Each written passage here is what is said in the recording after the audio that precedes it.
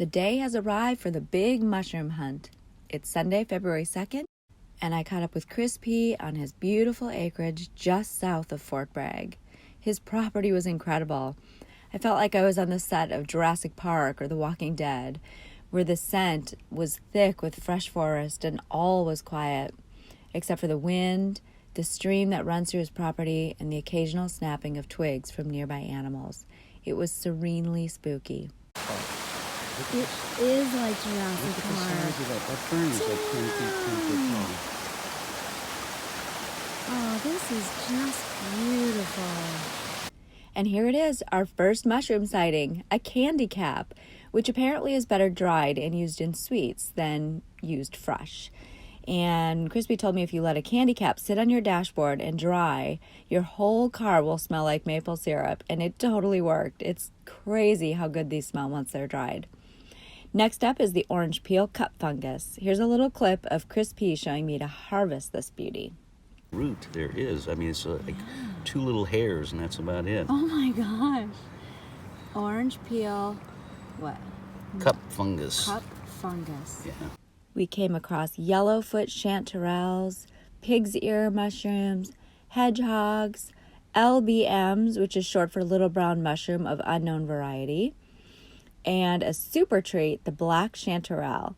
We even came across some wildlife, the banana slug. Gross. When we got back to my car, I spotted a huge rosemary bush, and he let me harvest some of the stems off of that too. Here's our amazing collection. I never had so much fun sorting and cleaning mushrooms. Properly cleaning with just a damp paper towel, and put them away in my mushroom bag that I got from my grandma's house, and they're sitting in the fridge. And now I am obsessed with foraging and discovering what you can eat out in the wild. So I got these 2 books to study up on. Here's a poem that Chris P. wrote in March of 2019 that he shared with me and gave me permission to share it with you. It's called Crawling Around. Elven woods wanders through thickets and trees, under the bushes and huckleberries. On rabbit runs 3 feet high, in tunnels of fun he's finding fungi. Mycelium connecting all life underground, the web redirecting nutrients around. The treasures of Gaia are easily found, such a pleasurable high from crawling around. Beautiful, Crispy, and thank you for sharing your time and your knowledge of the forest with me. I had such a great morning with you. I got to spend the last afternoon in Fort Bragg with my 2 besties, Richard and Chris P. Reluctantly, I leave my new favorite fishing harbor to head 18 miles up the Coastal Highway 1 to Westport Beach, because dang it, I am going to get this trailer by the sea. I want to see the ocean from Buffy. So up the big hill out of the harbor I go, only to get caught in the stop sign trap. By the time I saw him, my car was 2 feet past the sign. I stopped.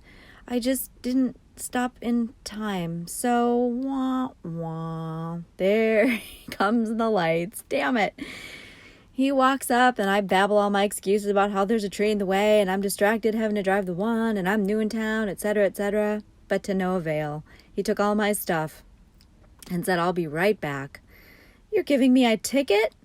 He said, "I'm sorry, but yes." Well, at least he apologized. Well, he came back with my ticket and giggled as I had some look on my face. He said, "I can't let you go just because you're beautiful." What? First of all, yes you can. You're the fuzz. You can do anything you want. Second of all, thank you. And third of all, don't even be sweet. I'm furious with you right now.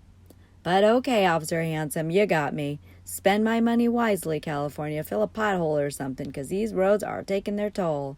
I guess I had to pay my toll, huh?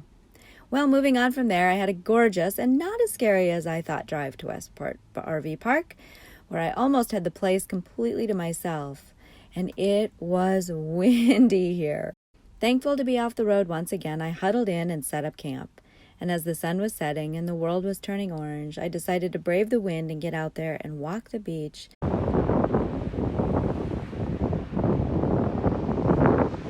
and photograph this insane sunset. It was so beautiful. Just me walking through the softest sand, watching as the sun went down. I think that this looks like a lovely spot for a picnic, don't you? But it's time to go back to the trailer, celebrate the success of my journey thus far, and put this day to rest. The next day, my buddy Richard came for a visit with fresh red snapper right off the boat from that morning, as I have been wanting to try my fish smoker that I got from Cameron in Colorado Springs. This is such a cool little smoker that I got and saves a ton of money in buying smoked fish.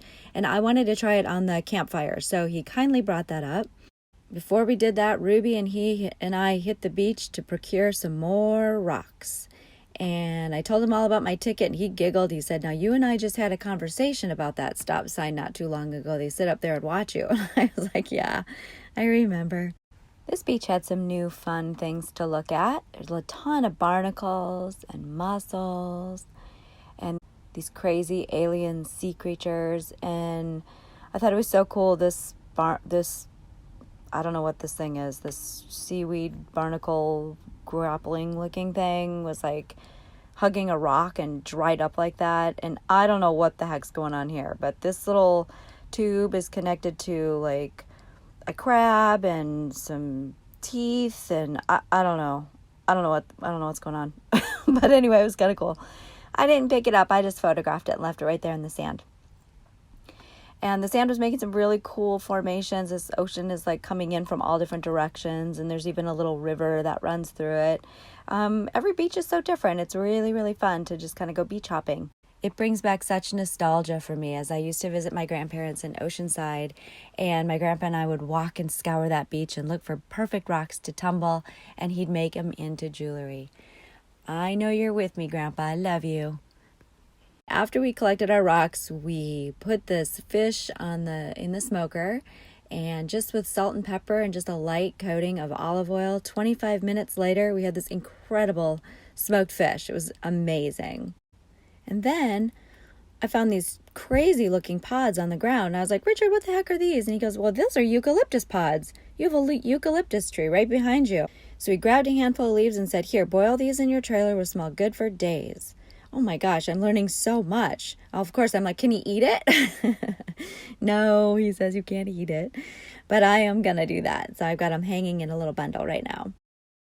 Being totally obsessed now with things that you can eat that you find on the ground, I decided I'm going to make an egg scramble with these incredible black chanterelle mushrooms. So I chopped a bunch of them up. I fried up some bacon and took all the grease out by just a little bit, and then I dry fried these mushrooms in the pan, because I guess the mushrooms, when you dry fry them, they release their own oils, and they did. It was amazing.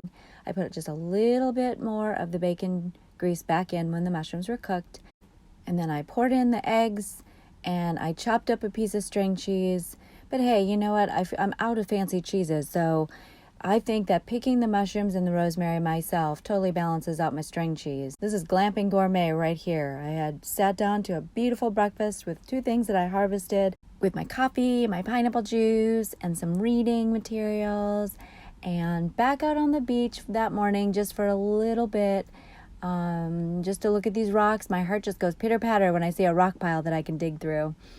But you know, I share all the good stuff about traveling this way, and it's lovely, and you see new things, and I'm having the best time. But there's some downsides to traveling all the time too.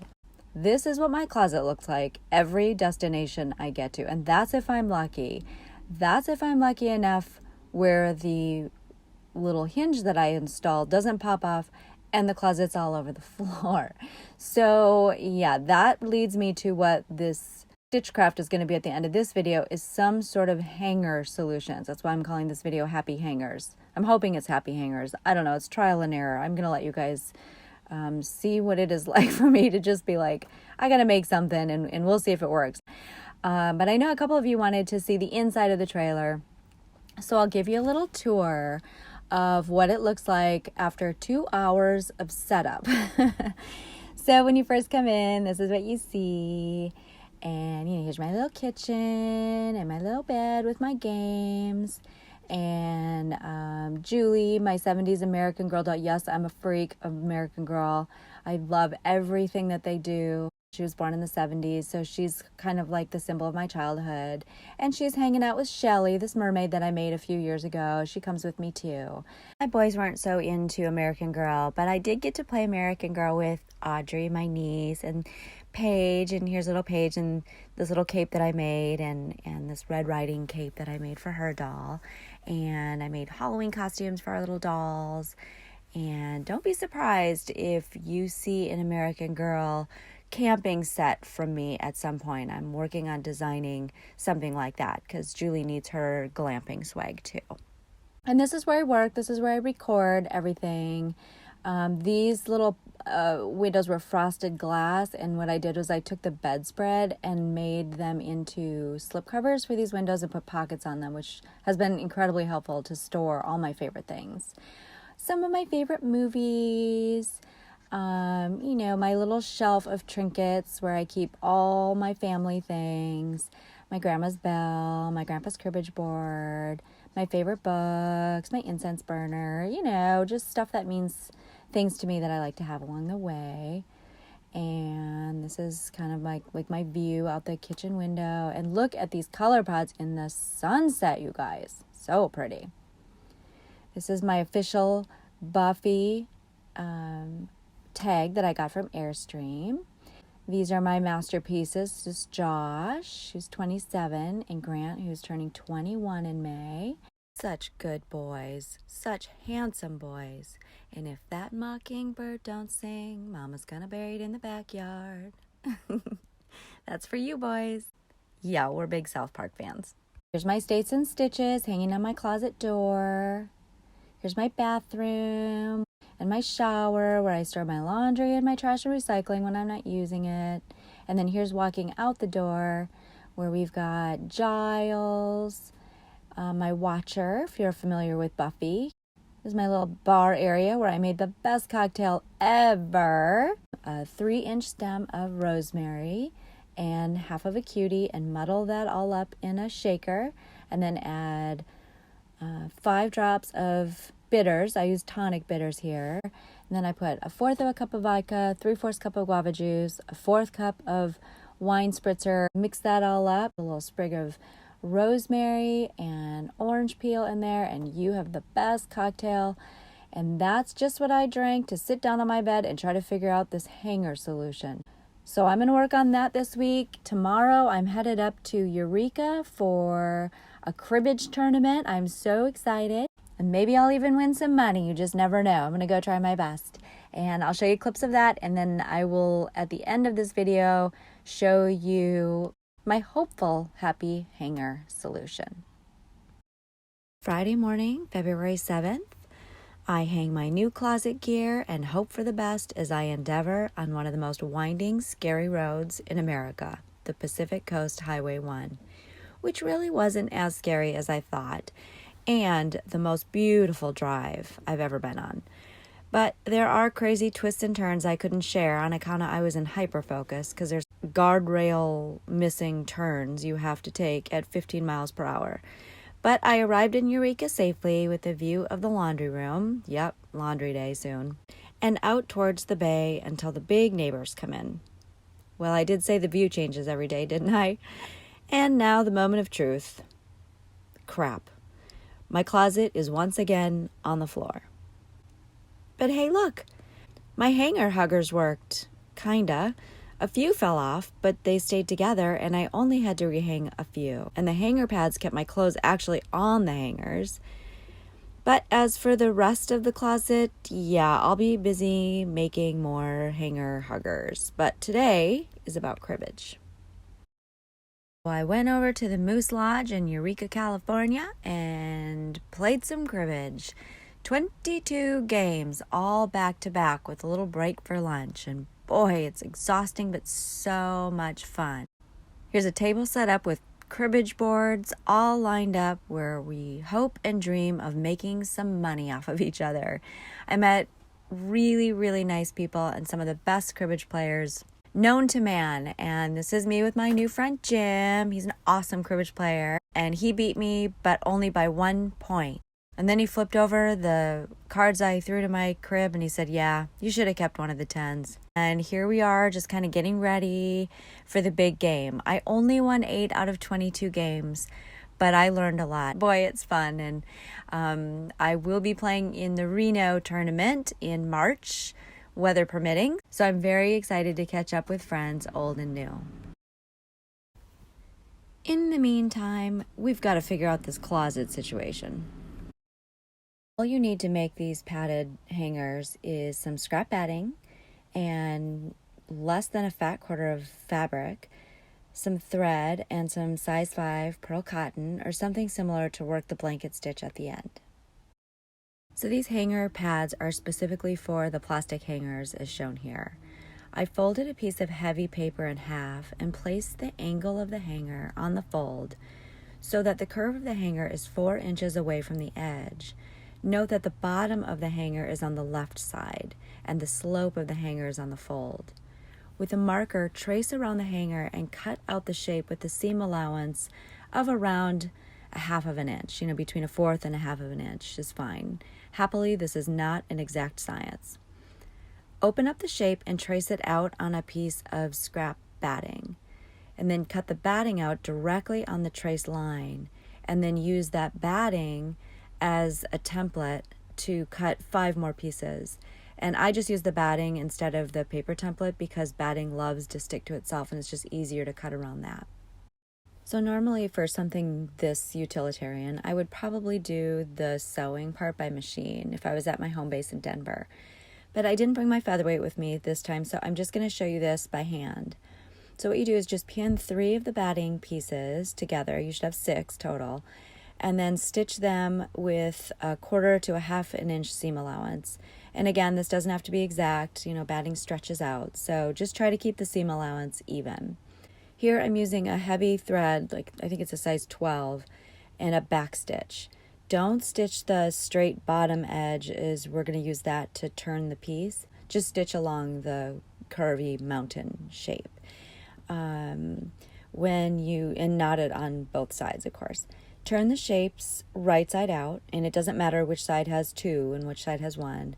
Work your way around the edge with your fingers just to regain that mountain shape of the piece. Clip the little dog ears, fold the shape in half, and with that same thread, I'm just whip stitching the piece closed along the seam.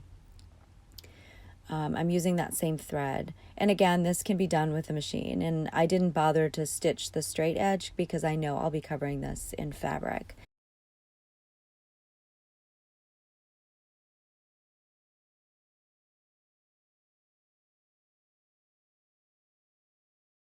Slip the little shape over the hanger to make sure that it fits pretty snugly. And just remember that the seam goes along the bottom edge and up the curve. And the fold will be on the top, the slant of the hanger. And then repeat for the second side of the batting and then set those aside. Then take your paper template and trace it to the wrong side of the fabric, making sure you leave at least 1 inch extra along the straight edge. I'm using a Frixion pen to trace here. You could use a chalk pencil or a pencil or whatever you have. I just wouldn't use a Sharpie or anything too dark. Place a ruler along the edge of the paper at the 1 inch mark and trace along the bottom. Then connect your bottom edge lines and cut the shape directly out on the line.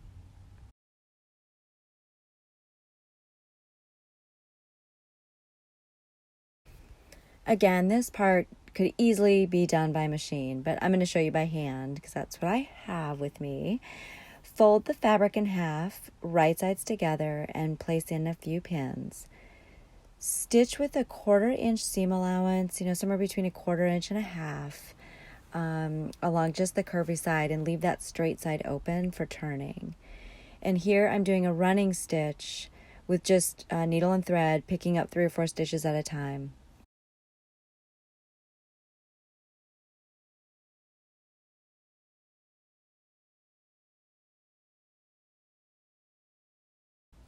When you get to the end, just knot it and then turn the piece right side out and run your finger along the seam, of course, to push it into shape.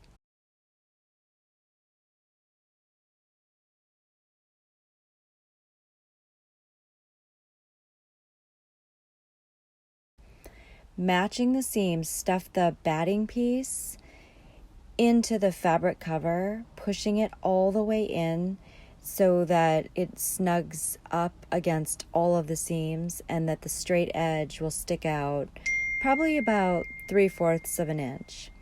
Take an applique glue stick, or even just a normal school glue stick will work, and run it around the entire wrong side edge of the flap.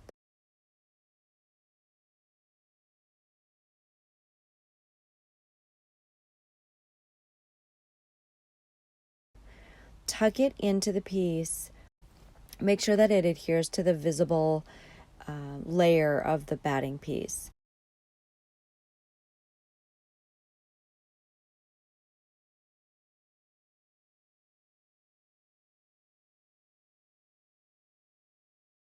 Then to hold it in place, knot a piece of size 5 pearl cotton, you probably just need a yard to do this, on one end, and then work a pretty large blanket stitch all the way around. It's really fast. Here I'm working the stitches about a 1/2 inch apart and a 1/2 inch down away from the fold.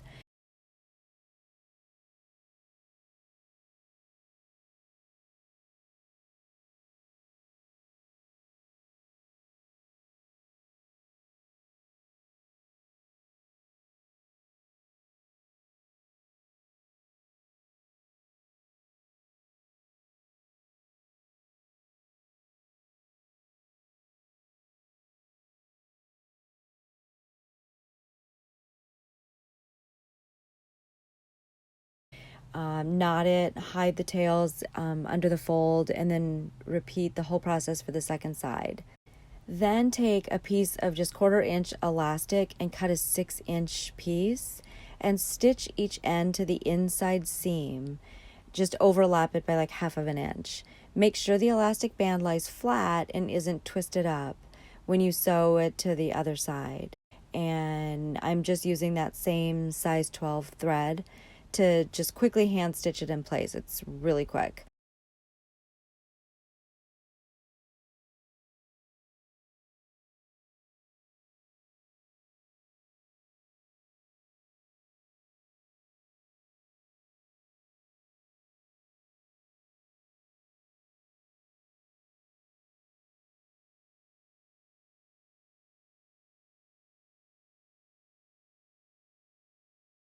And when you put the pads over the hangers, the elastic holds it in place really well. I think just due to the shape of the pad pieces, because the long side is down at the bottom, it's not going to fall off at all. You have to kind of work to get it off there. And it works really well for as far as the clothes not sliding off the hanger, and more importantly, no more pointy shoulders. So this is a great thing for not only RVing and the closets that you use to travel in, but also in your closets at home.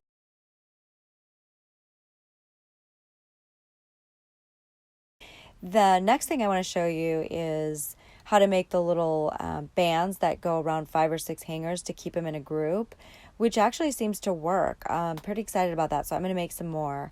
But all you need for that is just a small amount of sport weight cotton, a 9 by 1.5 inch piece of fabric, scrap, and a cute button and some thread. And I'll show you that next. To make these hanger bands, I used a 2.5 millimeter crochet hook, which is the equivalent to a US size B or C, and a sport weight crochet yarn, which in this case, the one that I made before this one that I'm going to show you is the same yarn by Taki called Cotton Classic that I made the Gypsy Satchel in. And what you do is you just chain 10, and then in the third chain from the hook work a double crochet, and then double crochet across in each stitch so that you have 8 double crochets across the row, not counting that beginning chain.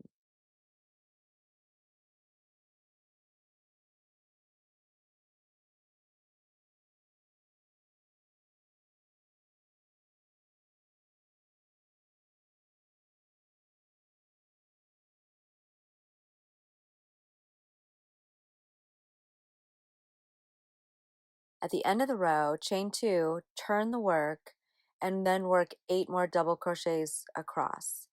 And that's basically the pattern.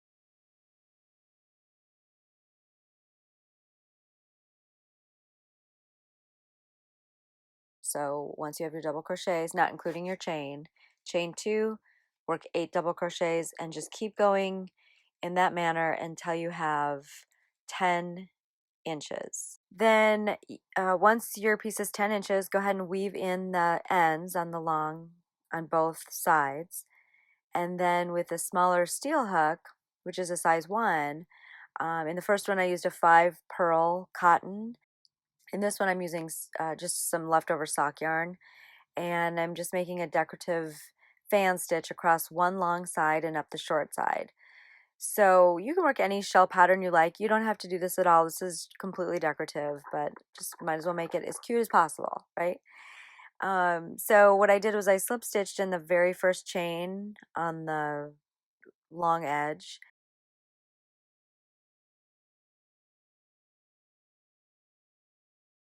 Chained 2,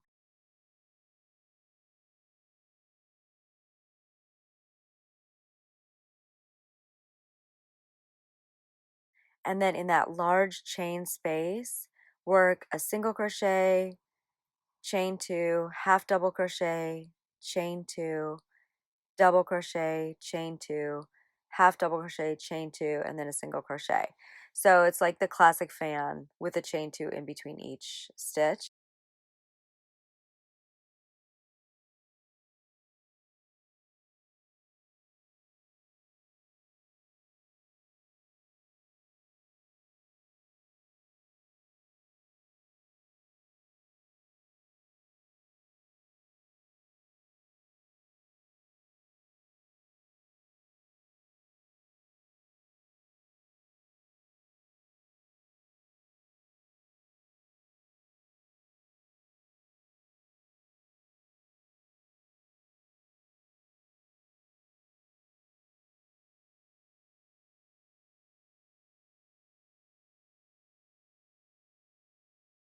And then chain 2, single crochet in the next stitch between the 2 big spaces.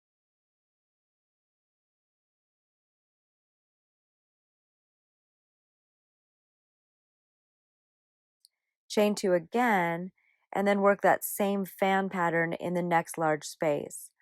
When you get to the corner, work, basically just work chain 2, single crochet in the corner, chain 2, and then continue the fan pattern up the short side. And obviously this is in your closet. It's a utilitarian piece that we want to make pretty, so don't worry about if it's perfect or whatever. Just play with it. Crochet, if you're a crocheter, it's so easy. If you've never crocheted and you want to learn, make sure you check out my crochet series that I did in November, I think, of 2018. Might have been 2017, I can't remember now, but go back and look at the 4-part crochet series. And then if you don't want to crochet at all, you can take Peltex or Pell on Real Heavy interfacing and just line it with both sides, do a fusible. Basically what we're just trying to do here is keep a cluster of hangers together so that when one or two maybe get knocked off as you're driving along, the hopes is that the cluster of hangers will stay on the rod and you can just easily hang them back up. And even if they fall back down, they're going to fall together in a clump. So it's just so much easier to just place it back up on the rod. And then for further cuteness, what you want to do is take that 9 by 1.5 inch piece of fabric and press it on all sides 1/4 of an inch in so that there's a fold on every side going around, and just place that on the crochet strip. Start on the short end that doesn't have the decorative crochet on it and stitch it down, and then leave a space on the decorative side so that you can put that big button. I'm just using a regular sewing thread and needle here and just doing an applique stitch to stitch it on. You might want to just pin it on one end in place while you're stitching along.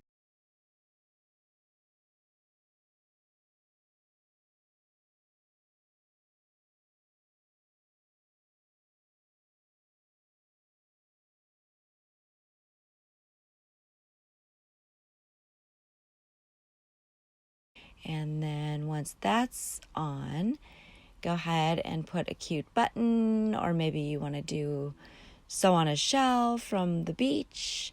It's a good place to use just one of those single random buttons or brooches or pins. You could even do like little round pins that you might be collecting. It might be kind of fun. Because this is just a decorative button, because what we're going to do is then just sew on a big snap, because nobody wants to sit and try to button this thing. You know, as it's in the closet, it's just awkward. So the button's decorative, and then just sew on the snap, making sure that you've got the male and female part. There's nothing worse than sewing on the snap upside down. You have to redo it. So just make sure, be mindful of that. And then when it's finished, go ahead and just put it around. This size will probably hold 5 or 6 hangers, depending on the size of your hangers, together. And when you have a couple of them done, they're kind of cute, just lined up when they're hanging in your closet. That's it for this week. I want to thank you for allowing me to share in my journey way out west with you. I'm halfway through an 8-week stint out here. Tomorrow I head to Eugene for a few days, which means I get to fill in Oregon on my map. Yay! And incidentally, if you missed out on the kits, I will make more when I get back to Denver in March. I do have a waiting list going. Hit me up at nittycat@comcast.net if you'd like to be added to the list, and I can check in with you after I make a few more kits, and you can decide if you want one.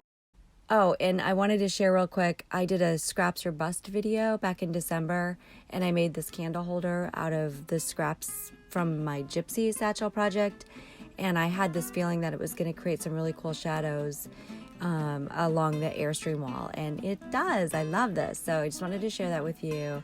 Now I'm off to the hardware store to get some sort of screening fabric, because when I go out to the beach and collect rocks, I also collect a whole bunch of sand. So I want to make a little rock collecting bag with a screen bottom so that the sand will fall through, which also means I'm going to have to go figure out some sort of hand polishing method so I can keep these rocks looking shiny and let all their true beautiful colors shine through.